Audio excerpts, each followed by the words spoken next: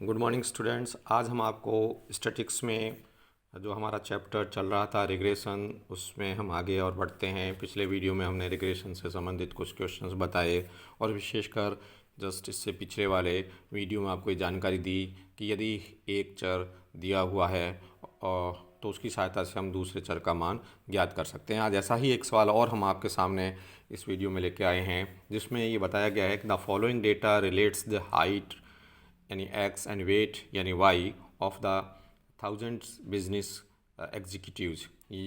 यानी कुछ समंक आपको दे रखे हैं जिसमें 1000 व्यावसायिक अधिकारियों की लंबाई और भार से संबंधित ये आंकड़े हैं, जिसमें हाइट का जो अर्थमेटिक मीन या जो समांतर माध्य है वह 68 इंच है और इसका जो परमाप विचलन है वह 2.5 सेंटीमीटर्स दे रखा है, 2.5 इंचेस दे रखा है और वेट है वह 150 पाउंड और स्टैंडर्ड डेविएशन 20 पाउंड और कोरिलेशन कोफिशिएंट है वह 0.6 है। अब आपसे पूछा क्या गया है कि इन समंकों में उस अधिकारी की लंबाई ज्ञात करो जिसका भार 200 पाउंड है और उस अधिकारी का भार ज्ञात कीजिए जिसकी लंबाई 5 फीट है। तो कहने का तात्पर्य है कि आपको यहाँ पर दो सवाल एक साथ करने होंगे, जिसमें एक सवाल में आपको अधिकारी की लंबाई ज्ञात करनी है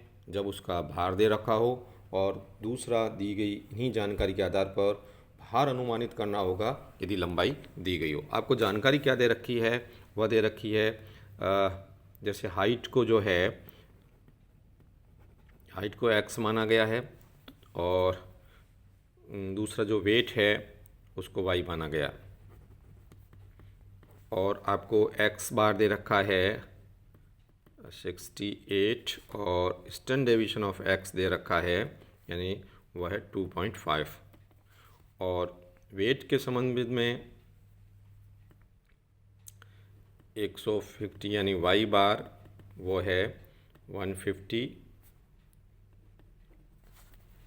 एलबीएस और स्टैंडर्ड डेविएशन वाई दे रखा है वह 20 है। आर दे रखा है सहसंबंध गुणांक, वह है आपका 0.6। अब आपसे कहा गया है, क्या कहा गया है? Height of an executive officers weight is a part. क्या करना है? आपको हाइट ज्ञात करनी है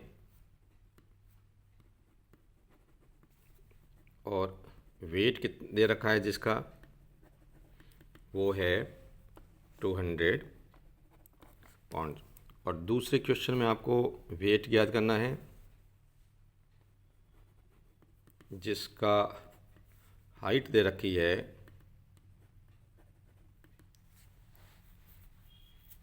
वो है आपकी 5 फीट। ये दो चीज़ें आपको ज्ञात करनी है। तो सबसे पहले हम रिग्रेशन इक्वेशन लिखते हैं x ऑन y, जैसा कि मैंने अपने पूर्व के वीडियो में बताया। वह है x माइनस एक्स बार बराबर R standard deviation x upon standard deviation y minus Y bar. तो x माइनस एक्स बार है आपका 68 बराबर r आपका दे रखा 0.6, स्टैंडर्ड डेविएशन x 2.5 और ये दे रखा है 20, standard deviation y minus Y bar दे रखा है 150।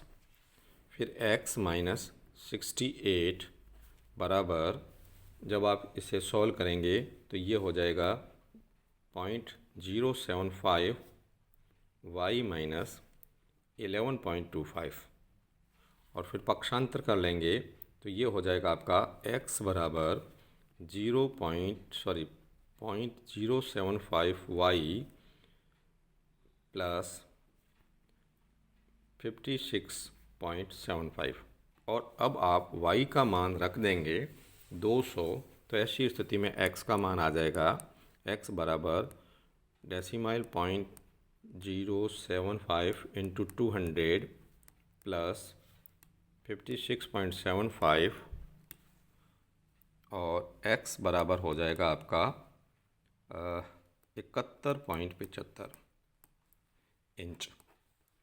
यानी आपको 200 पाउंड जिनका वज़न है उसकी हाइट जो ज्ञात करने का था वह हुई 71.75 इंच। इसी प्रकार हम यहाँ पर दूसरे क्वेश्चन, ये पार्ट आपका ए है क्वेश्चन का, और दूसरी पार्ट में जहाँ वेट पूछा गया है और हाइट दे रखी है उसका हम रिग्रेशन इक्वेशन लेंगे, वो y ऑन x।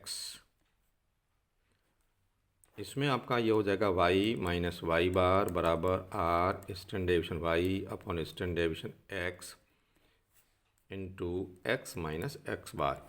चूँकि हम इस तरह से समीकरण आपको पहले बता चुके हैं, पुनः y माइनस वाई बार आपका 150, r आपका 0.6 है, स्टैंडर्ड डेविएशन आपका y 20 है, स्टैंडर्ड डेविएशन x 2.5 है, x माइनस एक्स बार आपका है वह 68। अब इस क्वेश्चन को आगे सॉल्व करेंगे तो y माइनस 150 बराबर 4.8x माइनस 326.4। फिर पक्षांतर कर लेंगे तो y बराबर हो जाएगा 4.8x और ये हो जाएगा 176.4। यहाँ पर आपको x की वैल्यू पुट करनी है और x की वैल्यू है 5 फीट। तो यहाँ पर हम x की वैल्यू पुट कर लेते हैं, जो 5 फीट है उस 5 फीट को इंच में बदलना पड़ेगा, तो इंच में बदलते ही ये 60 इंच का हो जाएगा। तो हम यहाँ पर x बराबर 5 फीट इट मीन्स 60 इंच लेकर के सॉल्व करेंगे। y बराबर 4.8 इंटू 60 माइनस 176.4, तो यह आपका y आ जाएगा 111.6 पाउंड्स। तो जिस व्यवसायी की हाइट 5 फीट यानी 60 इंच है उसका भार इस क्वेश्चन में हमने ज्ञात किया कि वह 116.6 पाउंड का है, और इधर हमने देखा कि जिसका वेट जो है वो 200 पाउंड है, उसकी हाइट होगी 71.75 इंच। तो ये विद्यार्थियों, इस प्रकार हम रिग्रेशन इक्वेशन की सहायता से ये ज्ञात कर देते हैं कि एक वेरिएबल का वैल्यू दे रखी है तो दूसरे की वेरिएबल की वैल्यू कैसी होगी। आज इसी के साथ हम एक दूसरी भी आपको जानकारी देना चाहते हैं, वह है कि प्रतिगमन समीकरणों के आधार पर समांतर माध्य और प्रतिगमन गुणांकों की गणना करें। यानी समीकरण के आधार पर जो प्रतिगमन समीकरण है, प्रतिगमन समीकरणों के आधार पर समांतर माध्य व प्रतिगमन गुणांकों की गणना, यानी calculation of mean and regression coefficient on the basis of given regression equation, यानी basis of given regression equation के बेस पर हमें अर्थमेटिक मीन और रिग्रेशन कोफिशिएंट ज्ञात करना है। तो यहाँ पर आपको ध्यान देना है कि यदि क्वेश्चन में x ऑन y और y ऑन x के समीकरण दिए हुए हो तो समीकरण में जो a प्लस बी एक्स के आधार पर हम a और b जो फिक्स वेरिएबल स्थिरांक होते हैं, तो उसमें हम समीकरण को सामान्य रूप से x और y के मूल्य की क्रमशः x बार और y बार होता है। और गुणांक ज्ञात करना, यानी जैसे आपको बताया कि इसमें यदि आपका समीकरण दे रखा है x ऑन y समीकरण, तो इसमें होगा आपका x माइनस एक्स बार बराबर B X Y Y minus Y bar. तो इस समीकरण में y के पहले का मूल्य बी एक्स वाई के बराबर होगा, y से जो पहले का मूल्य है वह बी एक्स वाई के बराबर होगा। और यदि x को हम 1 मान लें तो x ऑन y, जैसा कि एक एग्जांपल दे रखे हैं यहाँ पर, x ऑन y बराबर 3x माइनस 2y माइनस 10। तो यहाँ पर y से पहले कितने हैं, 2 अंक है। यदि y का मूल्य x के कॉरस्पॉन्डिंग ज्ञात करना है तो हम कह सकते हैं 3x बराबर 2y, और x बराबर हो जाएगा आपका 2/3y। और जब इसको भाग देंगे तो हम x का मान आ जाएगा आपका 0.67y के बराबर। इसे हम कह सकते हैं bxy इजिकल टू 0.67 होगा। तो विद्यार्थियों, ये आप इसमें देख सकते हैं कि किस प्रकार हम bxy की वैल्यू ज्ञात की है, और उसी प्रकार हम ये जो है byx की भी वैल्यू ज्ञात कर सकते हैं। इसमें y ऑन x समीकरण की बात करेंगे और इस आधार पर हम गणना करेंगे किसकी, byx की। जैसे समीकरण दे रखा है y माइनस वाई बार बराबर byx x माइनस एक्स बार। अब यहाँ पर यदि y बराबर 1 के लिए x का समांतर मूल्य ज्ञात करते हैं तो y ऑन x मान लेते हैं